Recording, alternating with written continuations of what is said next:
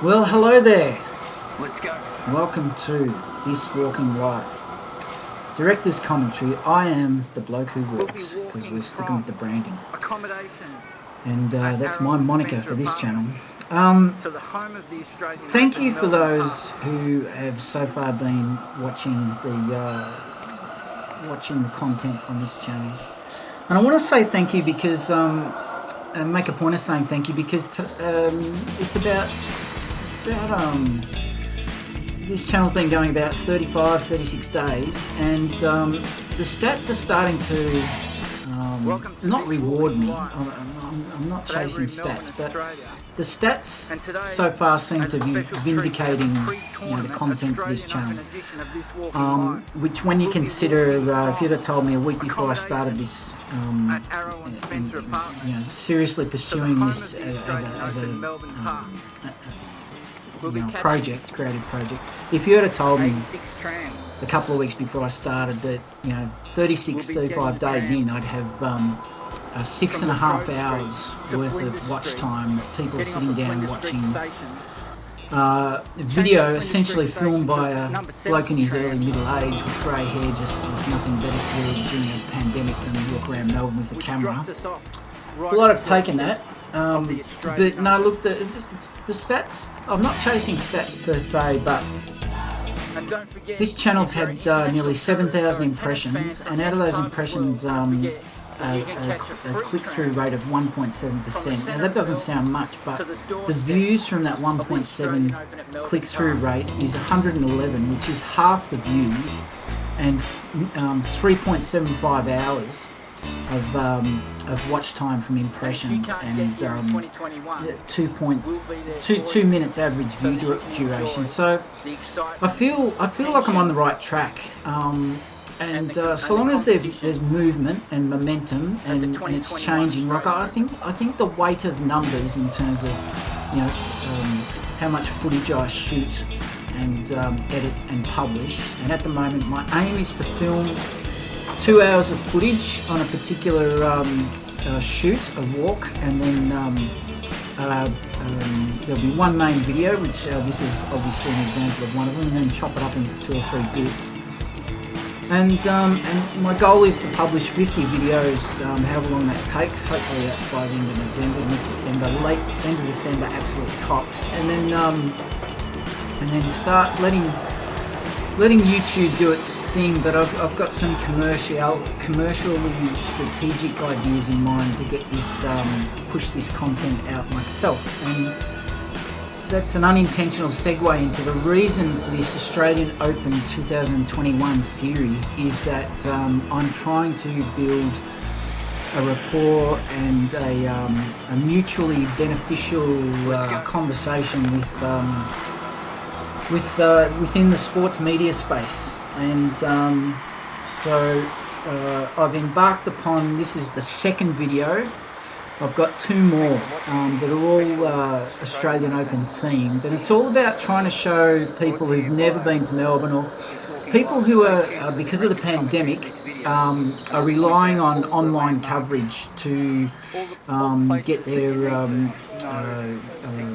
Grand Slam fix. And I think that with Australia's borders, well, they're still closed as of today, today is the 9th of November 2020. The likelihood of the likelihood of the international travel industry getting back to where it was anytime soon, even before the end of next year, I don't see it happening personally. And at the moment, even the conversation around how tennis players get to Melbourne with their coaches and entourages is all up in the air. So for those of you who are new to the channel, I'm sorry to say, but I will say at this early stage, these directors' commentaries are not for the audience, really. They're really for me. It's a way for me to make myself sit down and look at the footage, make sure that it's come out of its rendering and edit process as a finished file the way I want it. and it's also to just verbally air a lot of stuff that's in my head, get it off my chest, which I hope might be interesting to listen to, and for anyone that's trying to get through the mental barrier of creating a YouTube channel full of content they're not sure whether people are actually going to look at. I'm happy to share my knowledge. So each director's commentary, there's been 5 so far, and this is number 6. But I won't flog a dead horse and go back over old ground. So I'm sorry if you actually do want to hear what the other. But it's all about how did this channel come together, and I've touched on I've tried to stick to fairly broad themes through each director's commentary. This one today, I actually want to talk about specifically thumbnails, but also want to address if you have been looking at any of this content, thanks. But I also want to just speak about that this video has actually got a couple of significant evolutionary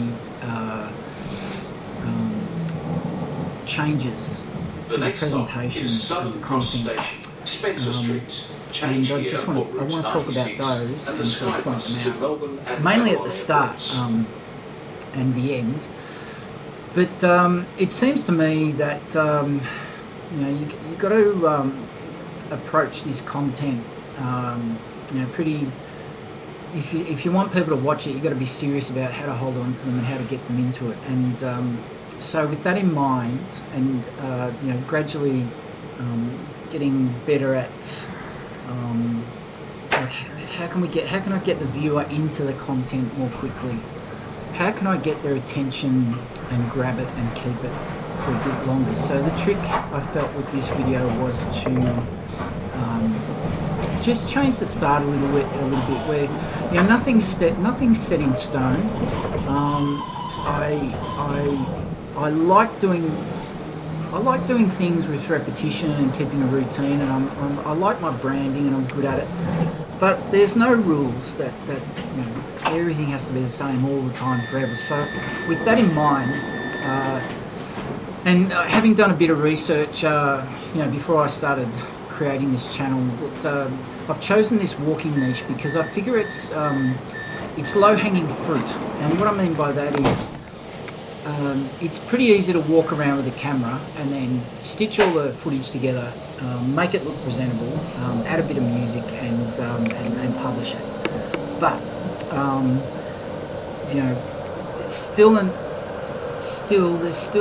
there's things about my content that is going to be radically different to what I've seen of other walking content type channels.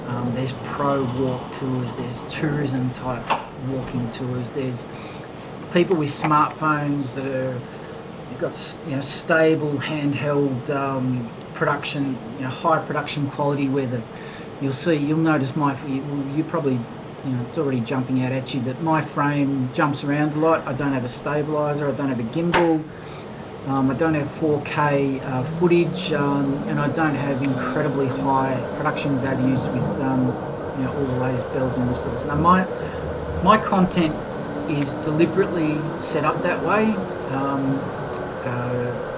This is a low-cost entrance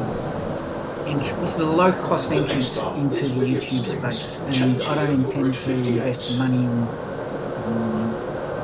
equipment, high-end equipment, or stuff that I don't need to create this content. And I figure that that's a point of difference already. I figure if people are looking for high quality audio, high quality footage, high quality, well, that's another channel. But for me, my channel is all about the personality of Melbourne. It's all about capturing my local knowledge about how I know to get around Melbourne, and especially segmenting and targeting the content through playlists. through specific destinations that really, you know, hook into what people are searching for, and really dipping into my you know, lifetime in the workforce of knowledge I've built up about, you know, how to get things out there online, and then use that experience and use that branding knowledge, and also just having fun with it, basically. Although the tram stopped at William Street here, that wasn't fun. And I've deliberately decided not to edit the footage to speed it up, because one of the characteristics of this channel is the content will unfold in real time as much as possible. But going back to the tweaks, and if you take the start of this particular video as the example of, you know, possibly how the content's going to evolve from here, and this is just a test. This isn't the way it's going to be for all time, but I'm just testing. So I set myself the goal of saying, right, well, at this stage, all the videos today that's just been, I've started off the walking content where I just stand in front of the starting spot, point the camera at my face, introduce the channel, and just get into the walk.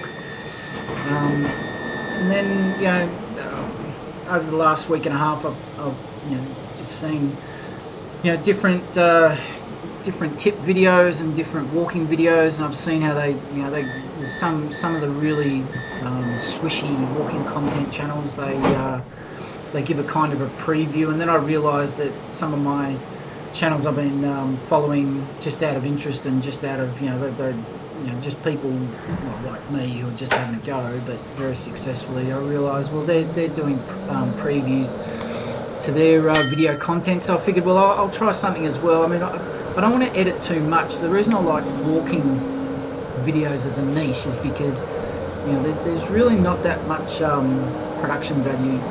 I don't want to put too much time into editing. I don't want to be slaving over a hard drive too much, you know, mucking around with too much footage and too much editing and too much tweaking and too many bells and whistles. But as I said before, you've got to kill your babies, and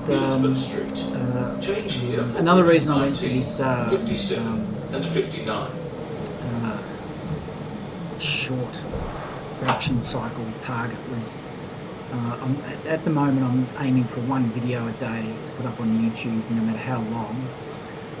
So that you know, if I wind back to you know, 2 or 3 videos a week, well, that gives me a chance, so I can spend a bit more time on editing. But anyway, so I figured, well, I've got to get into the video a lot quicker, but also show off what the content is, knowing that the stats that I've got already, like, I know for sure that people are jumping out of the video within, you know, some of them, you know, it might be 3 seconds or up to 10 seconds. So, you know, I thought, well, with this one, let's show them a preview of, you know, what's coming ahead, and just interesting footage, interesting visuals, interesting whatever.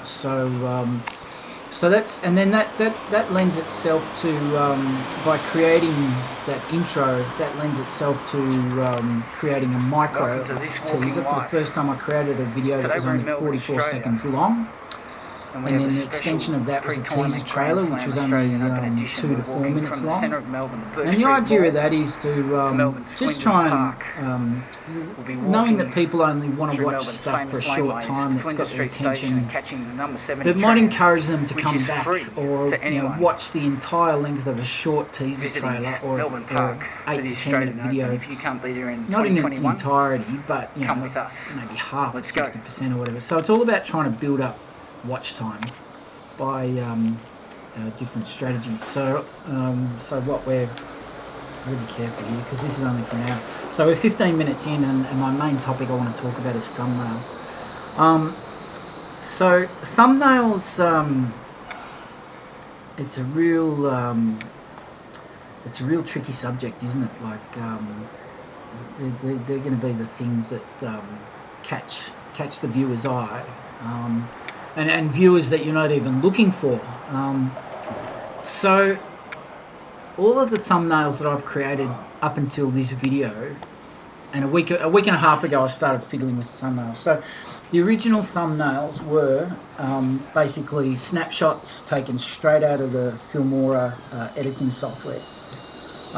Because I'm not going to stop filming while I'm filming just to take a picture of something in front of me, and I'm not going to, especially not going to go back and take a picture of something. But the other reason is because often the best pictures come organically out of what you're doing, or what the sun is doing, if it's sunrise or sunset, the way it might be reflecting off a building, or the sun coming in at a very low angle in the morning or the evening, and it's blinding you, or silhouetting figures jogging or whatever towards you. So I'm not too concerned, and what I found was that the quality of the picture, the snapshot coming out of the editing software, didn't have to be too high, because somehow YouTube, when you upload a thumbnail, somehow does something with it, and it turns out actually a little bit more shinier and higher finished product than what you uploaded. And then the other thing was that I was using the titles functions within the editing software to create titles for thumbnails. So I was happy with that. And I'll point out all the It gave me, landmarks. I could put in the main title, This all the Walking Life, and places that you then need to know the destination to of the get video, on from foot Blackburn to from Surrey Hills, from the centre the of Arts Centre Melbourne to Rod Laver Arena. to your Grand Slam But tournament seat at Melbourne Park. I really had to work them a bit, and when I say work them, I mean select the best possible image and whatever. But although for me personally, those initial thumbnails, I was happy with them.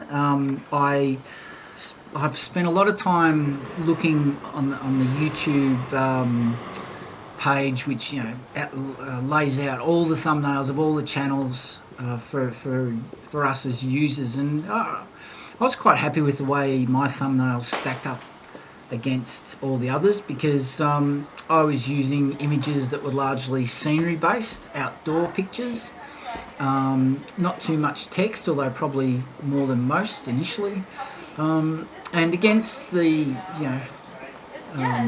well, you'd know, I don't have to explain what type of thumbnails are up there, because we all know.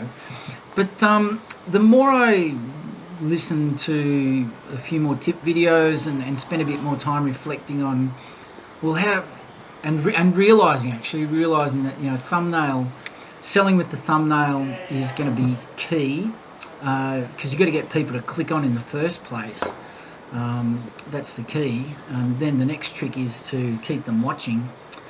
And then I thought, well, so the other way that I create thumbnails is for the last I had a job, I had a corporate role in the tertiary sector for 3 years, and when I walked into that job, all the design and layout that I ever used to do, what I needed was just in Word. Like I'm pretty proficient at doctoring things up in Word, but through that job I had to learn, well, I didn't have to learn, but I taught myself how to use InDesign, the design software, and I've never had reason to use it since. But all those principles that I learnt through using that software, I got up to a pretty high intermediate skill level.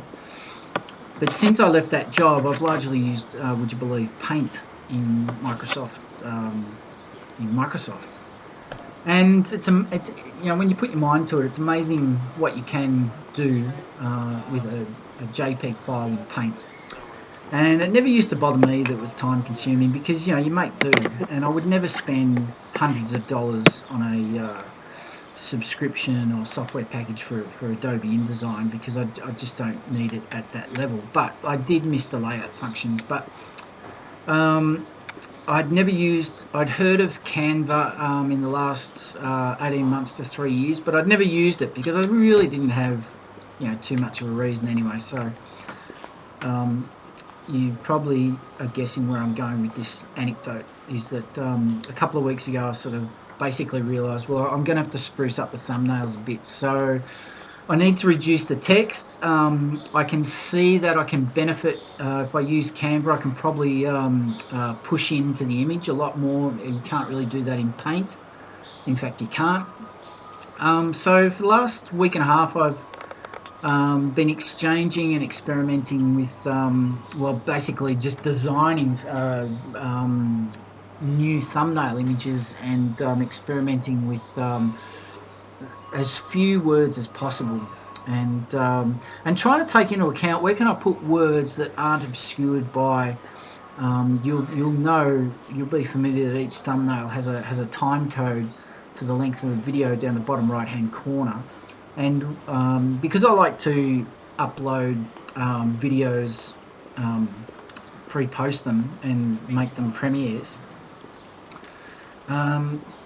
that's obscuring more space in the bottom right hand corner of your thumbnail. So this series of Australian Open 2021 footage, there's going to be 2 more videos I've got to process and publish. This is giving me the chance to experiment with different thumbnails, and I was so happy with the results of the first couple. I decided to start updating a couple of thumbnails in the back catalogue of published videos, and I can see some results already. Like I can already see, there's a stark difference in the quality of the thumbnails appearing on the YouTube homepage wall against all the other videos, and I'm happy. I've got a really good eye for what makes a good image, so I'm happy that they're standing out for the right reason. But I'm also happy that I like text that is it looks professional. I like using easy to read text, and I don't know. Why would you be? So, like in the journalist world of journalists, sub editors stick to a rule that when you publish an article online or in the paper, your headline shouldn't be any more than 8 words. And I've learnt to. I learnt that with that about 15, 16, nearly 20 years ago. But for YouTube thumbnails, I think a thumbnail should just have 1 word on it across the top or the bottom, and then I've managed to redesign or insert the title of the channel into the thumbnail, and that's it really.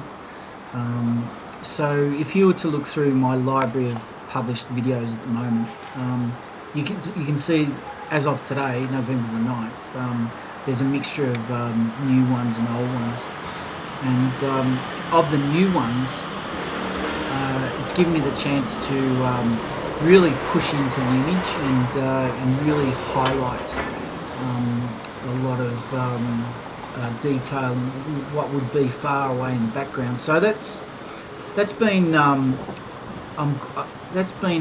pleasant outcome that I knew I would benefit from, and it gives you the chance to obviously showcase landscape pictures, because one of the things with my first batch of videos, walking around my local area within my 5-kilometre COVID-19 pandemic travel restriction that Melbourne was living through from July until only about a week ago. Well, nobody's really going to be nobody's going to be no heads are going to be twisting around at thought of a thumbnail showcasing landscape and scenery in Blackburn as opposed to Melbourne. So what else can I talk about with thumbnails? I suppose I'll just go into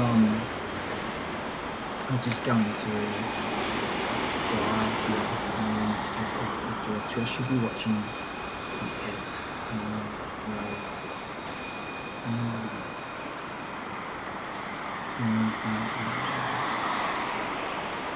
I'll just pause while I find it.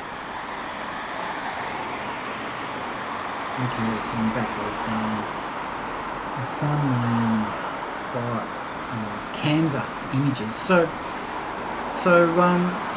I think the best example of these new thumbnails is if you look at the director's commentary for the Blackburn to Forest Hill. That's the one where I went through the local park and then ended up at the shopping centre. And there was an image that I took, which at the time I deliberately had the camera facing as I was in the lift and going down. There's these huge screens, which I guess worldwide these screens are everywhere now. But you'll know it from the thumbnail is that this huge, just as I was going down, there was a huge lotto advertisement all down this screen. It must be 7 metres long and 4 metres across. It's huge. And there was these fantastic red and yellow colours with white font. And I wasn't sure it had come out, but it came out really well. And I used the snapshot facility in Filmora. And the original image in paint, the original image with just the editing software title over it, well, it didn't, there was nothing wrong with it, but yeah, you can see the benefit of, now this isn't a great example in terms of like less is more, less text, but you can really see, just making sure I can see footage while I'm talking, because I'm supposed to be watching the footage, so just give me 1 second. There we go. So, but you can see the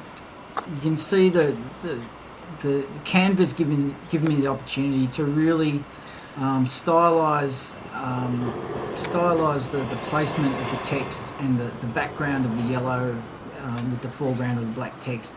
And I've got the channel name in the bottom right hand corner. But what I really want to highlight is, as a good example, is the thumbnail for the video that highlights the walk from Flinders Street to Rod Laver Arena. Now you'll see there's actually 2 similar images, which I gritted my teeth when I realised what I'd done, but I chose virtually the same view from nearly the same spot, of the same background, of the same city buildings. And anyway, it doesn't really matter, because Canva gave me the opportunity to accidentally tilt. I didn't mean to tilt the shot, but I found when I was trying to line up the extracting the footage and put it in there, that JPEG, I realised I could tilt it, and that attracts. Well, I'm speaking from a point of view as if it attracts my eye, which I should be thinking of what attracts the eye of the person who's scrolling through YouTube, suggested videos on that main page when you pull it up. But I can prove this by stats that those 2 videos have been getting views and click-throughs since I changed the image. So you can see what I want to just highlight is across the top. I've managed to squeeze in 4 blocks of letters, which read is the size that they are. They read as 1 word, but it's actually Flinders Street to RLA. And then another happy accident was I didn't mean to, but I found that by leaving the channel name, it just marries in there. It just looks well constructed to the eye in terms of layout. Now the other thing I wanted to quickly mention, and I'm hoping that I don't forget, that I haven't lost my train of thought. What was I going to say? I'm going to pause here, see if I can remember.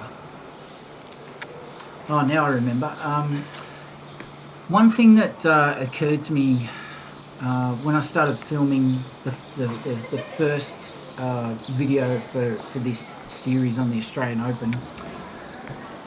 See, this is something I learnt in the tertiary sector when we were marketing to international students. We had a branding consultant review our marketing collateral, and it taught us that the things that we thought were really attractive about Melbourne to sell, as to augment the actual courses, which was the reason why these kids were coming here, was all the things that we thought were great selling points, like Flinders Street Station, the Brighton beach boxes, all these things that were great to photograph. The 12 Apostles really didn't matter to these students who this particular Victoria University markets chiefly to Southeast Asia and China. And so this came to mind when I was finishing my first video as I was walking around the front of Rod Laver Arena, because I don't want to appeal with this content just to tennis fans. I want to appeal to people with a broad interest in sport, or people who know Melbourne but aren't really that familiar with tennis, or people that can't stand tennis but love sport. So, but I realised, well, in a thumbnail, how do you sell the fact that you've got a video about the tennis? Really, like, you could have a picture of a tennis court, but like, so what? And I got around the front of Rod Laver Arena, and I was, patting myself on the back mentally, saying, "Oh, here's a great shot of Rod Laver. It's, the sun's setting. There's lights here, and you can see it. You can see the image I've used for the teaser trailer for Rod Laver. It was a fantastic, just a fantastic happy accident where the sun was setting behind, in the west, behind the east-facing new entrance to the arena, and Rod Laver's name's up there in lights, and then the street lamps were on, and it was shining perfectly, and the camera was catching it on. And then I stood there and I was thinking, well, to be honest, if I was going to be honest with myself, like, who knows what Rod Laver Arena is, and if they don't, then how do they associate it with a landmark that it's a Grand Slam venue? So all these things started hitting me that it's all very well and good for me and tennis fans and people that know tennis, know the Grand Slams, or know sport. But what about the people who would find this video footage interesting but don't know anything about tennis? And so that's the key, isn't it? When you're creating thumbnails, like, you've got to think that far outside the box. Is that so? The design elements of these thumbnails is that they've got to be a great image. They've got to, grab the attention. But with you can see in the Australian Open teaser thumbnail, Australian Open is the only 2 words I've allowed myself. And then the other thing is, I'm thinking, well, the 2 words or the 1 word that I use in the thumbnail title, they need to be searchable. But also the other thing is, upgrading these thumbnails in Canva. What I realised is that I can now use 2 words in the thumbnail that will adequately augment any words and search terms that I use in the video title. Does that make sense? And that's a whole other conversation, because I've been tweaking titles of videos too. In the video, it's just come up to the bit where I'm in Flinders Lane, and I'm just going to pause it here so I can catch up with myself. The video is in Flinders Lane, and just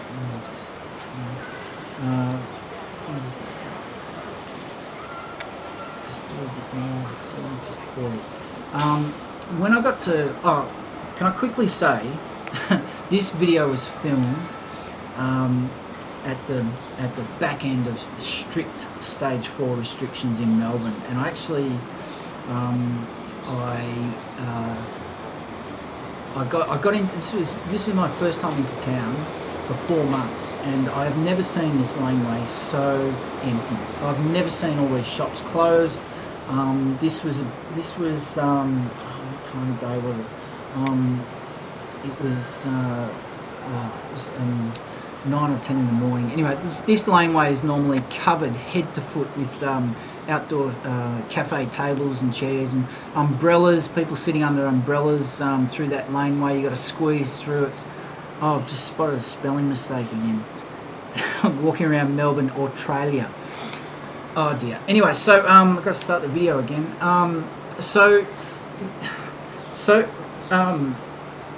I used this shot that still frame of looking up into the sky through that laneway for the 44-second video with the words Australian Open and also in the title. Now, how does a person who doesn't know anything about tennis or anything about Melbourne, you're seeing a laneway, but the words for the title are tennis and Australian Open, like they don't connect. So does that make sense? Does that make sense to you as a listener, the disconnect between the image and the title? But it was such a great image, like I could not use it. Like so I suppose that's a little bit more I've got to go a little bit deeper between making sure there's a connection. So say on the thumbnail for there's a thumbnail that I created for the walk from the Arts Centre to Flinders Street Station. Well, you wouldn't know, if you didn't know Melbourne, you would not know that that's Flinders Street Station. But I deliberately chose that image because it was the first time I'd filmed where there was a few people around as opposed to none in my first batch of videos around my local area. And it was a good background with the sky, and then a good middle ground with the street posts, and then the bridge. You can almost tell it's a bridge, and there's a badly placed traffic bollard there, plastic bollard. But the key for me was the lady on the bicycle, and although I wasn't holding the camera steady at the time she approached me and passed me, I was able to extract a decent image that it looks like it was perfectly framed, and with the help of Canva I was able to push in to bring out the background more. And you can't see, I've got a second draft of that image where I've got Arts Centre down the bottom, but see, this was the trick with that thumbnail from the Arts Centre to Rod Laver Arena. Like, I was trying to think to myself, well, two words, how can I, and who knows what the Arts Centre is, and if you only use Arts Centre in the thumbnail.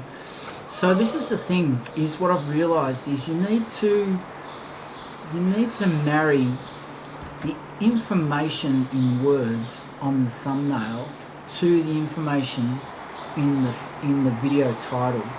And by using non-essential words in text on the thumbnail image, you can use the maximum number of keywords and searchable words in your video title. So that's what I'm trying to focus on from now on. Now, what I want to... is there anything else about thumbnails? I think I'll stick with the one subject because I might think of something after I've finished recording the commentary. So yeah, with the thumbnails, I think that they're now better, and I think that so say for example well, actually for this video I haven't chosen and created the thumbnail image for this particular video yet. But it's got to be something, because so the strategy for these videos is I go out and film for anywhere between 1 hour to 90 minutes to 2 hours. The longest video I've done so far is 2 hours 20, and they don't need to be longer than that, but I'm happy for it to be that length because that's what it is. But 2 hours filming is enough, and then out of that I'll get one master video and anywhere between 2 to 4 videos chopped into bite-sized pieces. Because the trick to doing the great thing about this walking content video is it's from point A to point B, and it doesn't have to be one single and one time only video. Like, the trick is, and I learnt this years ago when I was investigating freelance writing, and I heard this bloke speak, and he used to, I don't know if he still runs it, but he ran a website called Signfile from Melbourne, Australia. And I heard him speak at a writers' conference once, and he got up and he said, the key to freelance writing is create something once and sell it many times. And that's the great thing about this walking content video is what I've realised is that I'm not going to be anal about that every video has to be exactly the same length or near the same length. I don't want to be creating 10-minute videos and spending a lot of time creating, editing, finishing, rendering, waiting. I'm happy for them to be all different lengths because I've decided on purpose that these videos aren't going to be filmed on the latest smartphone or the latest vlogging camera. They're not going to have all these. I'm not going to spend. Like, I really admire this girl in Japan who films around her local area, Kyoto and Tokyo. I really admire the way she puts her videos together. They're very schmick, and there's some clever titles, clever editing. I really take quite a bit from her creatively as a new content creator on YouTube. But for me, I don't want to spend a lot of time thinking up funny things that I think are funny, that I don't know how to prove to myself that they're humorous or they're funny. My personality will come out as a subtext in the way that I film, the way I hold the camera, the things I choose to put in front of the camera, and just these are going to be organic, immersive videos. Basically, that's the idea. And that will be a competitive advantage for this channel. Yes, I know the frame probably is a little bit too shaky. I've been investigating the cost of gimbals and stabilizers. I've been pricing indirectly vlogging cameras, but I really need a new laptop first and foremost that I can really power through the edits really quickly, because at this stage I can still only do one file a day, one finished file, and I want to get ahead unless I shorten the videos. I'm currently only 1 to 2 days ahead at most at the moment, and I've got 2 other channels that I want to get up and running.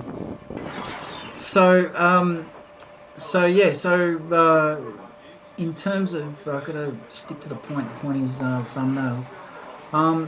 But I think, so it was about middle of last week. No, it was, what's today, Monday? It was last Sunday, 8 days ago, when I first started mucking around with these new thumbnails. And I found Canva incredibly easy to pick up, and all the design principles that I'd learned and practiced in that role at Victoria University, Canva has many of the same principles in its functions, even the free function. So I was really happy with the first couple I turned out, the first 2 or 3, and I felt like I was getting a view here and a view there straight away. I'm not chasing stats. I've had pretty crap stats since the 22nd of October, and that does play on your mind. But it's a bit hard to be disciplined because obviously the stats reflect the performance, and the performance reflects a return on investment in your time. But the stats that I'm concentrating on are total watch time, click-through from impressions, the number of views from CTR. So I think I'm on the right track, I really do. And I think it's just weight of numbers. So weight of numbers of the number of videos I'm going to have up. So I can't think of anything else to talk about thumbnails, so I'm just going to briefly talk about this particular video and what unfolded. This was my first video where I deliberately got on a tram and kept filming. I filmed a couple of times briefly on trains. I was able to do this because there was hardly anyone in the city. We were still under stage 4 restrictions. There was no one on the tram, no one around, so I don't know if I'll be able to keep doing that in the future, unobtrusively, because it's not my intention to film people on purpose. But you can see this particular part. So the tram is on Flinders Street, and I was losing my balance, and I was trying to take advantage of the fact that I'd found an open window by accident. And as the tram goes around this corner, I nearly dropped the camera out of the tram because I was trying to keep the camera still with both hands and balancing myself. But the tram drivers they rip through these corners like nobody's business, and I'll tell you when it comes up. I'll tell you when it comes up, and I was trying to get a good shot of it. I was trying to change the frame, and here it goes. And I deliberately put in that text there, because this video is the first one where I've put in place names, street names, and I'm doing that as an experiment. I have no idea how to measure whether that's useful or not. So if you are listening and you have noticed the street names coming in, and you think it's a good or a bad, or you think it's a good idea or a bad idea. And again, I had to edit the video here because I made a hash of trying to smoothly pick up my stuff off the seat. And you can see there's only one person on the tram, and it's about, what time is it? Probably 9:30, 10 o'clock. And normally this tram will be packed. Like, this is on a Friday. A Friday morning in Melbourne, a normal working week, and it was just so dead. It's just, today, we're into our first week of eased restrictions, and it's so nice to be out. I've missed going into the city a lot, and it's been weird not being able to go to the movies, or not just being able to go where you want to go, but it was all for a good reason, all for a good purpose. So I got off at this stop. I didn't have to, but I got off at this stop for a reason, that it's visually it's very interesting, and the way you can see how fast it goes around the corner. Actually, it's probably anyway. So but this particular tram stop is not the stop that you get off at. But yeah, I've used the text there to I'm just trying to add a bit of value to the videos, because up until now, all my videos are just titles stitched together with music, me at the start rabbiting on. And in this video, I decided to make the start of the video as quick as possible. I set my sights on a 45-second intro tops, and I got it down to 20 seconds. And I decided, instead of having intro music at the start of this video, I decided to get rid of the music, and I decided to use the audio from one of my filmed shots on this particular day. I decided to get rid of the footage and just use the audio underneath the footage that was getting out of the apartment at Arrow and Spencer into the lift and out onto the street, and to get to the tram, the 86 tram, get the viewer onto the tram and moving as quickly as possible. And for the same reason, I got off at this stop, because I'm trying to imagine, and with the first video in this series, there's 4. The first video in this series was the Arts Centre, was the start point, over the footbridge of the Yarra River. Take a ride at Flinders Street Station and basically walk along the Yarra. And I'm trying to imagine that these videos are the eyes of the viewer who's never been to Melbourne, who's a rabid tennis fan or couldn't care less about tennis, but is interested to see anyway. Because if I take you back to that anecdote about the viewer not knowing what Rod Laver Arena is, if you extend that anecdote and reverse it, I watched the US Open and the French Open this year, which I was able to do online for the first time, and I watched as much as I could. But what I realised was I don't know where Roland Garros is in Paris, and I don't know where Arthur Ashe Stadium is in New York. I know the names because I'm from Melbourne. Like we love our sport, so of course I know the names and I associate them with tennis. But I'm a typical sports fan with a good, broad, deep in parts knowledge of sport, and of course I'd know those names. But for somebody who's never been to Melbourne, who doesn't know who Ashley Barty is from that poster, I'm trying to think in those terms. So that's why this video footage, there's a bit of meandering, there's a bit of wandering, there's a bit of weaving backwards and forwards, because the other thing is I'm imagining, imagine you're a rabid tennis fan and you just, your bucket list wish is to get to the Australian Open. But what's it like to walk down these streets? What's it like to approach the venue? You know that feeling of anticipation when you're approaching. All right, we'll use sport. You're approaching a sporting event that you've always wanted to go to, and you've seen it on telly and you know it backwards. But in real life on the ground, well, that's what the courts look like.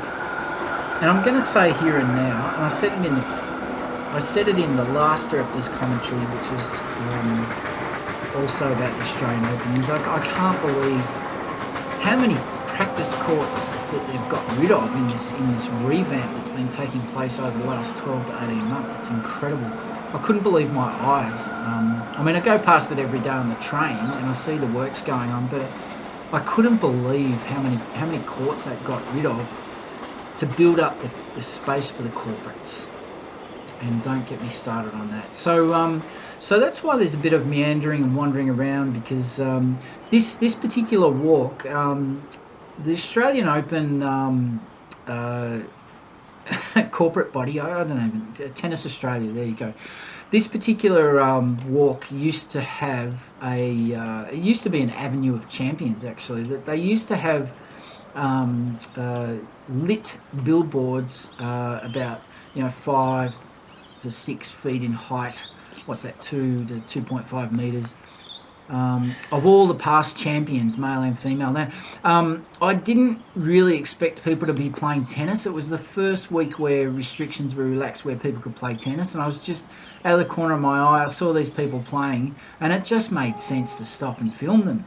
And I wasn't being rude or obtrusive, or I really didn't think I was distracting them, but I don't know if I captured them.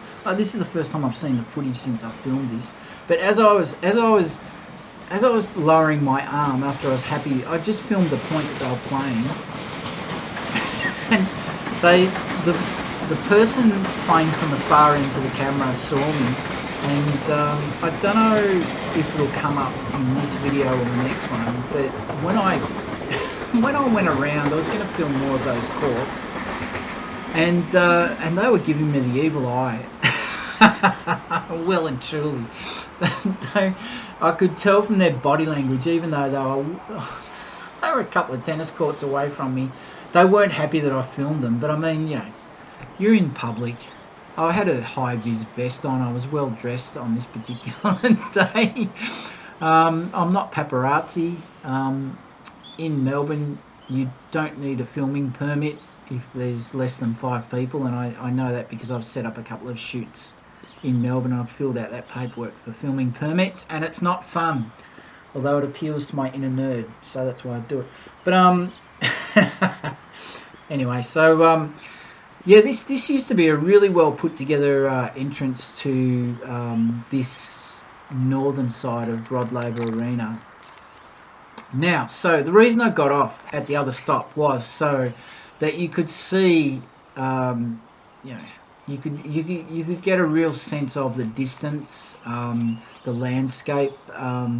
This tram track is newly installed. It's only been must be 20-25 years. There used to be a road go right along the Yarra up to Flinders Street Station, Batman Avenue, but and there used to be a huge old brick building where Laver Arena is, and a lot of footy ovals, public space. The brick building used to be our state swimming centre, which it all got in the 80s. It all got taken down and remodelled, and I think now we're into the last 3. No, we're only still 3/4 of the way through.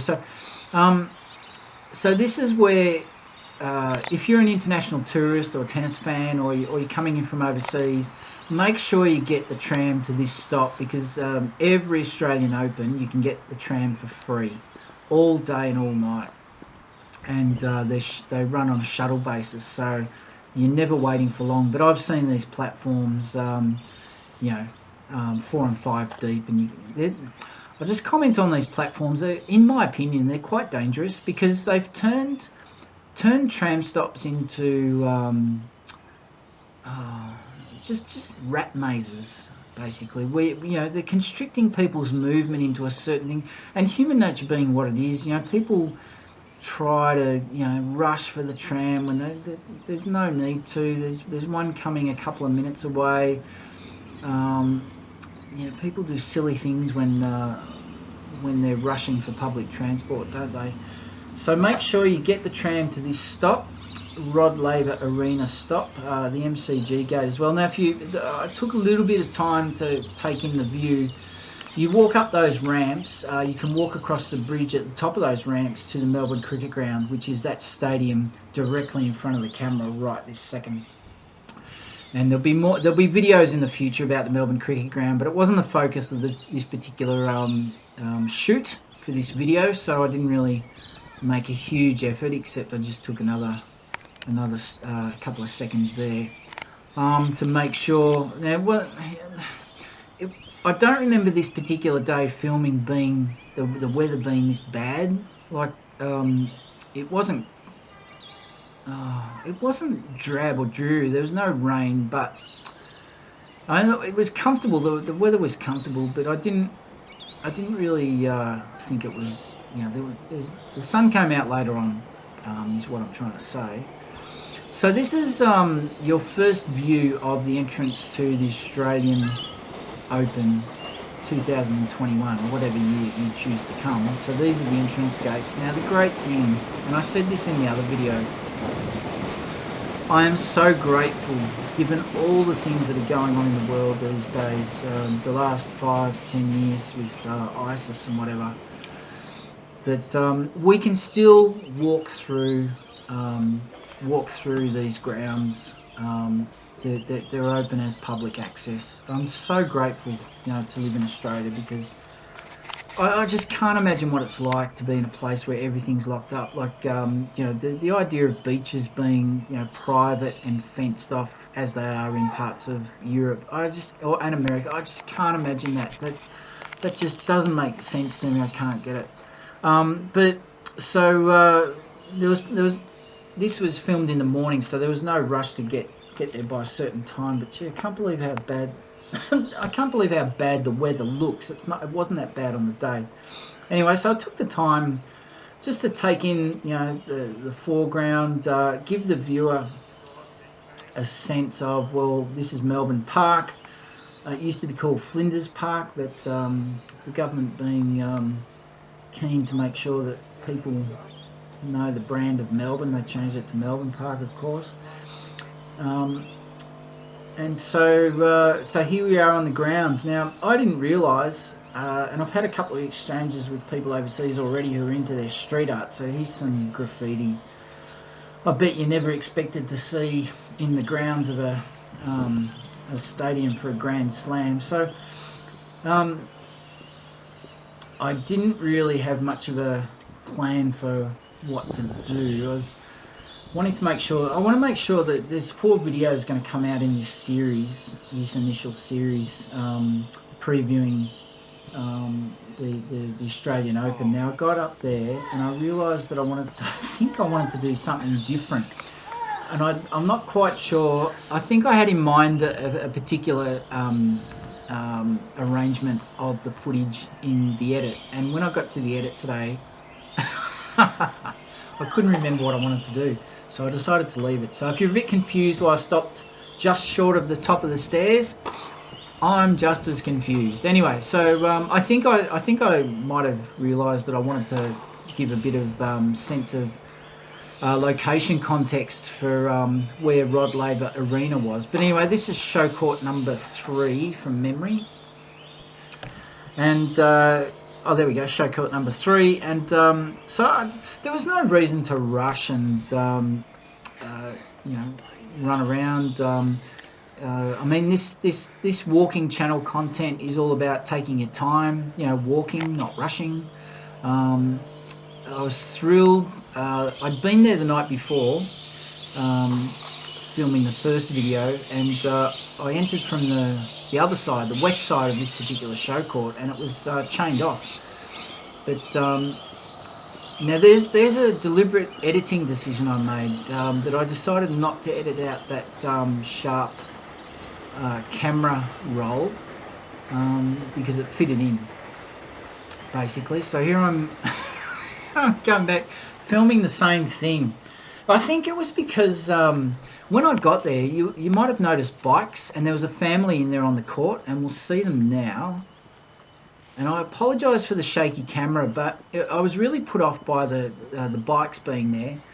And those people had come down the ramp when they beat me into the court. They rode from the MCG side of the ramp on the other side of the tram stop, and they rode down and rode in. And they're on the court at the moment. And I wanted to film the court without anyone on it, because I had gone into the court from the western side of this particular show court, and I didn't realise you could get on the court, and naturally I wanted to film that, but I decided to deliberately not film the court while that family was there with the bikes, and they were taking their time, they were doing selfies, and I didn't begrudge them that, but I really wanted them to leave so I could do my thing. And at some stage you're going to be hearing, this is me just trying to be creative with the camera. At this stage, and then wouldn't you believe it that those people left, and just as I was about to get down on the court or leave the stand, this single player rocked up and started practicing his tennis serve in front of an iPhone, recording himself, or whether he was doing a live stream, I don't know. But I huffed and I puffed, and I decided to go back another time, and that worked out even better. I went back the following morning, actually, for the third video. No, I went back another weekend, I think, because the next day I filmed walking from Richmond Station.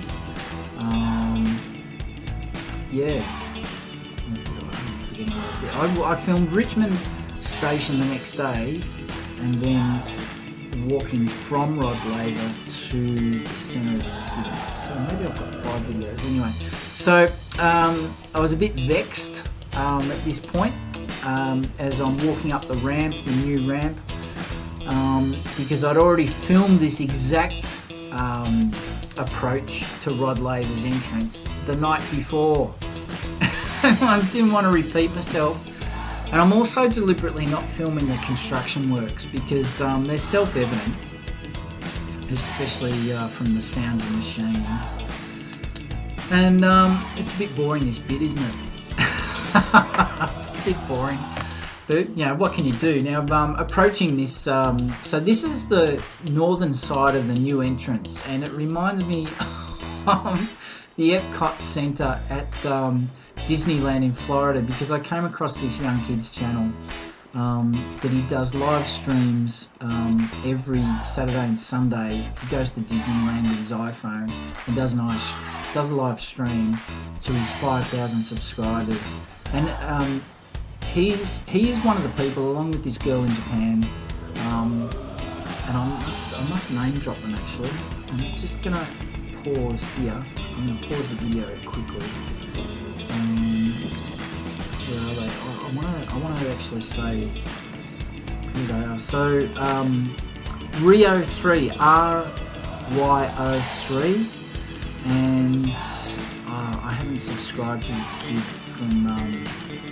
from Florida. But anyway, if you go over to Rio3, she's a 23-year-old Japanese girl in Kyoto.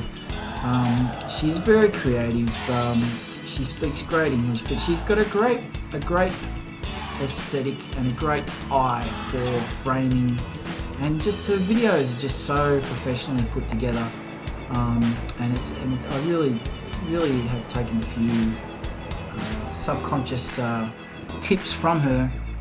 Anyway, so but check out, find the name of that kid's channel from Florida for Disneyland live streams. If that's your thing, because he gets on the rides and you can go on the ride with him. Anyway, so I tried. Thanks for watching.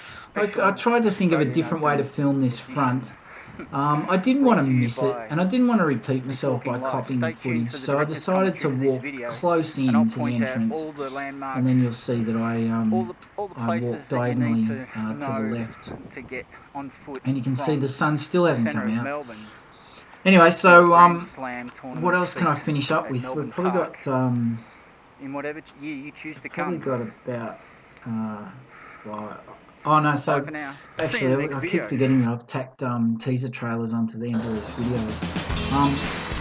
So you know, it doesn't matter if I go over time, that's okay. So I want to say thank you for watching. Welcome to This Walking Life. You might have watched this channel and you never listened to this commentary, so you don't know that I'm thanking you. But yeah, I can see that this channel has got an audience. This is going to be very differentiated content to the other walking channel, and it's going to be deliberately so. I'm not going to copy the style and aesthetic of other walking content channels because although I can see what people are attracted to, and I can see that people will be put off by the shaky camera, the inconsistent framing, but when you think about news footage, and especially you think about handheld footage in mainstream, any type of film these days, indie films, low budget films, no budget films, mainstream films, and you think about the editing style and the handheld style, well, you're already watching that type of content, so why should mine, just because it's on YouTube and just because it's different to other ones. Now we're reaching the last 3 minutes. This is the teaser for this series. So I'll quickly talk about how I came up with this. This was filmed the night before. I was thrilled at the lighting and the backdrop of the sky to the statue. I just made an effort to film it as up close as possible, and an accidental happy accident in the edit was I decided to speed up the footage, and it really gave it life. Now this is the advantage, and I'm gonna talk over the top and continue over this teaser as well. Is that the happy accident was that by the virtue of the fact that I have a shaky handheld camera aesthetic, when you speed up the footage, it gives it a lot of life and a lot of dynamic, and so there's something that sets me apart already from other YouTube content creators, that I'm bringing a personal aesthetic in that only I can create, that only I can do, and that nobody else possesses that eye for that particular. I haven't seen that kind of style anywhere. And in this teaser, what I played around with was not only speeding up the footage, which I'd done a couple of times earlier, but the other thing I toyed around with was actually reversing it, which I accidentally did on purpose, if that's a way of doing things. I accidentally did that on purpose in the teaser trailer for the shopping centre video. And wouldn't you believe it, when I chopped it at a particular point, I accidentally realised that it just worked visually so well, because it looked like I was going down the elevator backwards. Anyway, that's all for this video. Thanks for listening. Please like and subscribe. Please keep coming back. Please give this channel a chance, and there's going to be lots of different destinations, lots of different topics, and lots of different segments, and I hope one of them fits you. This is the Bloke Who Walks. This channel is This Walking Life. This has been Latrobe Street, Arrow Spencer Apartments to Rod Laver Arena, the Australian Open 2021 series. Stay tuned. We're coming back with better stuff. And enjoy the tennis. Bye for now.